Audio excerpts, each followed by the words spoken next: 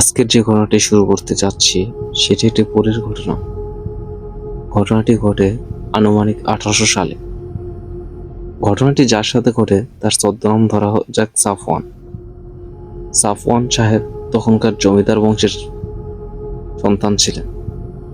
তিনি যেমন সুদর্শন ছিলেন ব্যক্তি হিসেবে তেমন শৌখিনও ছিলেন। তাদের শাসন ব্যবস্থা বেশ নামডাক ও অর্থসম্পন্ন ব্যক্তিই তারা ছিলেন। সাফওয়ান সাহেব তখনকার আমলেই প্রত্যন্ত গ্রামে তার শখের একটি সাইকেল ব্যবহার করতেন। এভাবেই চলছিল সাফওয়ানের জীবন। জমিদার বংশের হয় কাজ কাম তেমন না থাকায় সাফওয়ান সাহেব বেশ শৌখিনভাবে জীবন যাপন পার করতেছিলেন। তার বন্ধু বান্ধবের সংখ্যা দিন দিন দেখতে দেখতে সাফওয়ান সাহেব বিয়ের উপযুক্ত হলেন।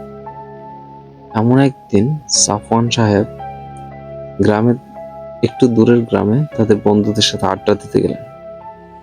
সেখান থেকে ফিরতে রাত প্রায় 9টা বাজে। গ্রামের রাত 9টা মানেও অনেক কিছু।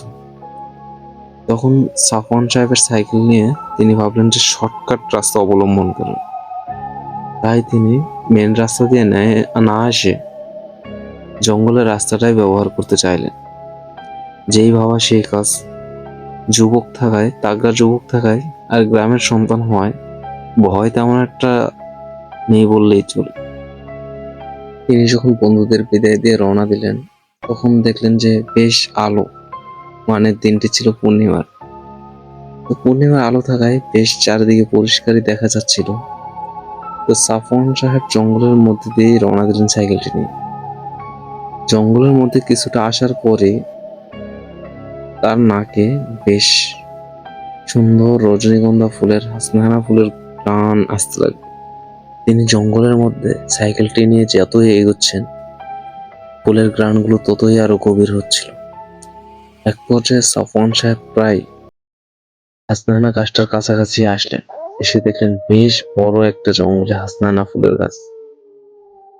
সেখান থেকে বেশ ফুলের গন্ধ একটু উপভোগ করেই সাফওয়ান সাহেব আরেকটু এগোলেন। আরেকটু এগোতেই বেশ বুনো গোলাপের গন্ধ আসতে লাগলো চারদিক থেকে। সাফওয়ান সাহেব বেশ চমকে গেলেন। এই জঙ্গলের মধ্যে এত ফুল গাছ, এত ঘ্রাণ কোথা থেকে আসতেছে? সাফওয়ান সাহেব তখন যেহেতু জঙ্গলের মধ্যে একলাই চলতেছিলেন, তার গায়ে একটু শিরশির কাটা দিয়ে ওঠে। তিনি তৎক্ষণাৎ সাইকেলের গতি বাড়ান। আরেকটু দূরে আসতেই সাফওয়ান সাহেব লক্ষ্য করলেন যে কোনো একটি সুন্দর নারী গাছের ডালে বসে আছে। সাফওয়ান সাহেব সে মেয়েটিকে দেখে বেশ অবাক হয়ে রইলেন। মেয়েটি বেশ সুন্দর, আর এত রাত্রে সাফওয়ান সাহেব যে জঙ্গলের মধ্যে তা সে প্রায় ভুলেই গিয়েছেন। তিনি মেয়েটিকে দেখে মনোমুগ্ধকর ভাবে চেয়ে রইলেন কত সময়। এভাবে কত সময় চেয়েছিলেন মেয়েটির দিকে তার ঠিক খেয়াল না। তার ভ্রমণ কাটে মেয়েটি যখন একটা খিলখিল খিলখিল মুচকি হাসি দেয়। মেয়েটির হাসি শুনে তার ধ্যান কাটে। তিনি যখনই তার ধ্যান কাটে তখন দেখলো যে মেয়েটি তার দিকে আস্তে আস্তে এগোচ্ছে। মেয়েটি তার কাছে এসে সাফওয়ানকে তার নাম জিজ্ঞাসা করেই সে মেয়েটি এক গাদা গোলাপ, বনো গোলাপ, সেগুলো সাফওয়ান সাহেবকে গিফট করে। সাফওয়ান সাহেবও তাগড়া যুবক থাকায় মেয়েটিকে দেখে প্রায় ভালোই লাগে। এক কথায় প্রেম সম্পর্ক বলা চলে। সাফওয়ান সাহেব বেশ হাসি মুখে মেয়েটির থেকে সেগুলো গ্রহণ করলেন। তখন সাফওয়ান সাহেবের মাথায় ছিল না যে এটা কি হতে পারে। তারপর সাফওয়ান সাহেব প্রায় বলতে গেলে মেয়েটির প্রেমেই পড়ে যায়। তারপর সে তৎক্ষণাৎ মেয়েটিকে সেখান থেকে বিদায় দিয়ে বাসায় চলে আসে। বাসায় আসার পর সেদিন খাওয়া দাওয়া করে ঘুমিয়ে যায়। পরের দিন ঘটে আসল ঘটনা।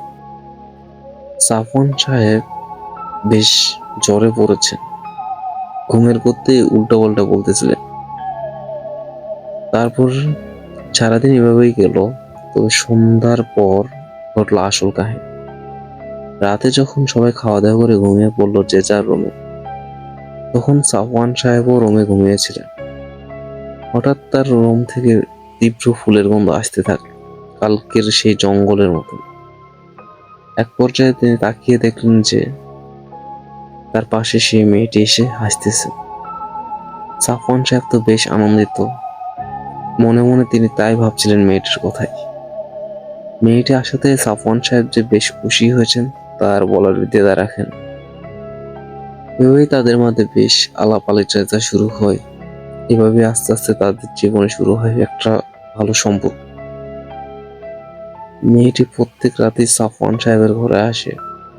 সাফওয়ান সাহেব আস্তে আস্তে বুঝতে পারে যে মেয়েটি আসলে সাধারণ কোনো মানুষ না, মেয়েটি ছিল পরী। তবুও সাফওয়ান সাহেব না চাইতেও তাকে ভালোবাসে। আসসালামু আলাইকুম লিসেনার্স, সম্পূর্ণ ভিডিওটি শুনতে আমাদের সাথেই থাকুন সাবস্ক্রাইব করে। আর ঘটনাটি কেমন লাগলো তা অবশ্যই কমেন্টে জানাবেন।